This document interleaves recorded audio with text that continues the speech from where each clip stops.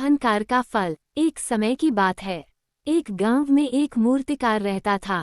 मूर्तिकला के प्रति अत्यधिक प्रेम के कारण उसने अपना संपूर्ण जीवन मूर्तिकला को समर्पित कर दिया। परिणामतः वह इतना पारंगत हो गया कि उसकी बनाई हर मूर्ति जीवंत प्रतीत होती थी। उसकी बनाई मूर्तियों को देखने वाला उसकी कला की भूरी भूरी प्रशंसा करता था। उसके गांव में ही नहीं, बल्कि उसकी कला के चर्चे दूर दूर के नगर और गांव में होने लगे थे।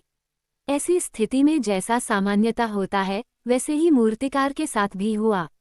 उसके भीतर अहंकार की भावना जागृत हो गई। वह स्वयं को सर्वश्रेष्ठ मूर्तिकार मानने लगा। उम्र बढ़ने के साथ जब उसका अंत समय निकट आने लगा, तो वह मृत्यु से बचने की युक्ति सोचने लगा।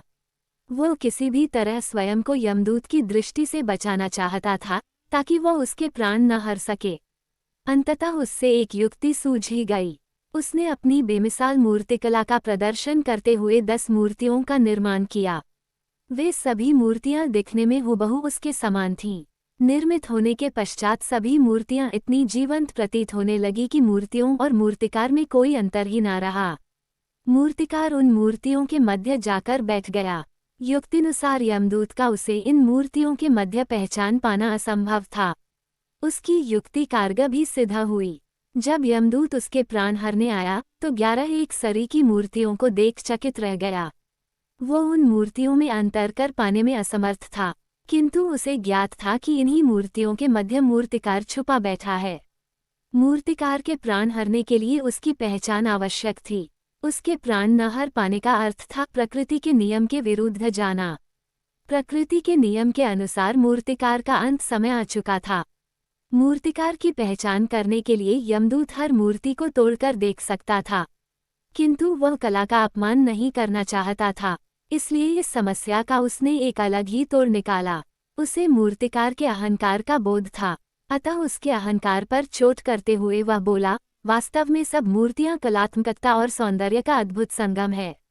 किंतु मूर्तिकार एक त्रुटि कर बैठा। यदि वो मेरे सम्मुख होता, तो मैं उसे उस त्रुटि से अवगत करा पाता।